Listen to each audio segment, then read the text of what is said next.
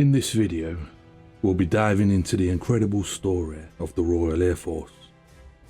From fragile wooden aircraft to supersonic jets, and how it became one of the most respected air forces in the world. The Royal Air Force, or RAF, was officially formed on April 1st, 1918, right in the middle of the First World War. It wasn't just created from scratch, it was a merger between the British Army's Royal Flying Corps and the Royal Naval Air Service. That decision made Britain the first country in the world to create an independent air force, not tied to the Army or Navy. At the time, aircraft were still relatively new, fragile, and often made of wood and fabric. But the thinking had already shifted: control the sky and you change the outcome of war. Now here's where things get interesting. The RAF's earliest aircraft weren't purpose-built masterpieces. They were evolving rapidly in real time. One of the iconic aircraft from this early era was the Sopwith Camel. It became one of the most successful fighter planes of World War I. Credited with shooting down more enemy aircraft than any other Allied fighter. Pilots flew these machines without modern instruments, often navigating by sight, instinct, and sheer nerve. The Camel itself was tricky to handle. Its powerful rotary engine could pull the aircraft into a turn unexpectedly, which made it deadly in combat, but equally dangerous for inexperienced pilots. By the time the war ended, the RAF had grown into the largest air force in the world. But it was the next global conflict that would define it forever.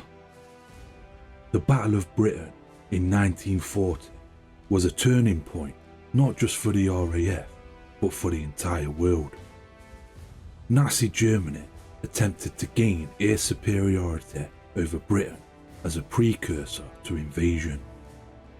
What followed was a relentless air campaign over the skies of southern England. Outnumbered, the RAF relied on speed, strategy, and two legendary aircraft: the Supermarine Spitfire and the Hawker Hurricane.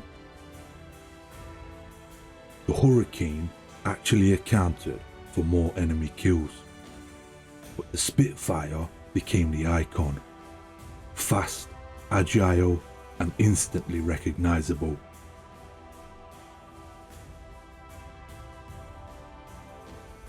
Radar also played a huge role. Britain had developed one of the first integrated air defense systems, allowing RAF pilots to intercept incoming enemy formations with precision. Winston Churchill summed it up perfectly: never in the field of human conflict was so much owed by so many to so few. Those few were RAF pilots, many barely out of their teens, flying multiple missions a day under constant threat. After World War II, everything changed again. The jet age arrived. The RAF transitioned from propeller-driven aircraft to jets like the Gloucester Meteor, Britain's first operational jet fighter. It entered service in 1944, making it one of the earliest jet-powered combat aircraft in the world. The Meteor became the backbone of the RAF Fighter Command in the early 1950s. The Royal Australian Air Force used them extensively during the Korean War, where they proved agile, but were outclassed by the MiG-15 in air-to-air combat, leading to their switch to the ground attack role. Due to its unconventional early jet characteristics, including high landing speed, a high accident rate, and the lack of an ejection seat in the early models, the aircraft was affectionately yet grimly nicknamed the Meat Box by its pilots. Nearly 3,900 were built, and it served in over 30 air forces. It held world air record speeds in 1945 and 1946, and was used extensively for experimental tests, including the first turboprop flight and developing ejection seat technology. Not long after came the Avro Vulcan, a massive delta-winged bomber that became part of the UK's nuclear deterrent during the Cold War. The Avro Vulcan was a British strategic bomber used primarily as an airborne nuclear deterrent during the Cold War. As part of the RAF's V-Force, it was designed to deliver nuclear weapons, later utilising the Blue Steel standoff missile. It also performed conventional bombing, reconnaissance and specialised air-to-air refuelling roles. Its design still looks futuristic even today. And then came one of the most famous aircrafts ever built, the Concorde. While not a combat aircraft, it represents British aviation engineering at its peak. It could fly at over twice the speed of sound, cutting transatlantic flight times in half. RAF pilots were heavily involved in high-speed flight research that helped make this possible. Concorde was retired in 2003, primarily due to the high operating costs and declining passenger demand. Fast forward to today, and the RAF is operating some of the most advanced aircraft on the planet. Let's start with the backbone of modern air combat, the Eurofighter Typhoon. This is the RAF's primary air superiority fighter. It can exceed Mach 2, is highly manoeuvrable, and is designed for both air-to-air combat and ground attack missions. In a dogfight, its agility and advanced avionics make it one of the most capable jets in service today. Check this out.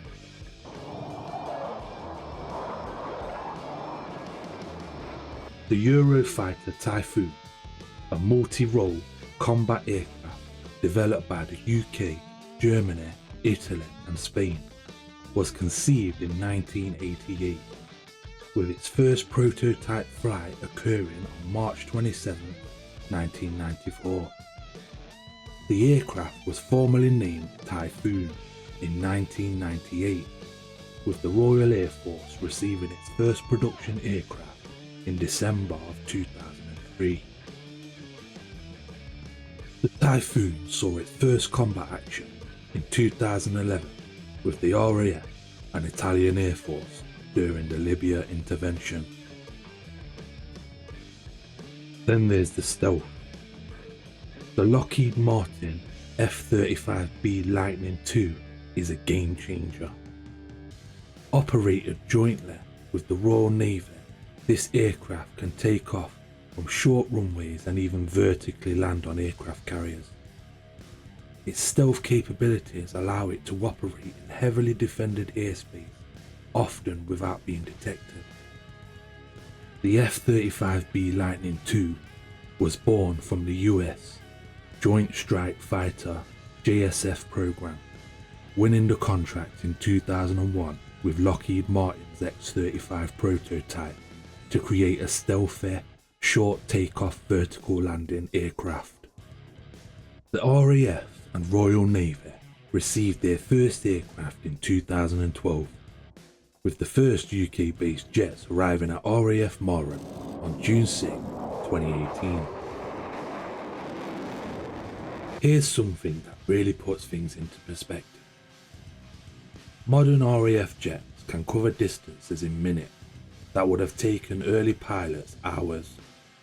and with pinpoint accuracy, guided by satellite, radar and advanced targeting systems.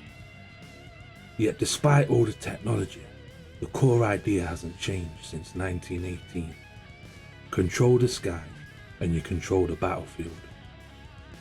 From canvas wings to stealthy technology, from dogfights over Britain to precise missions across the globe, the RAF has constantly evolved, adapting to new threats, new technologies and new eras of warfare. And it all started with a handful of experimental aircraft and a bold idea.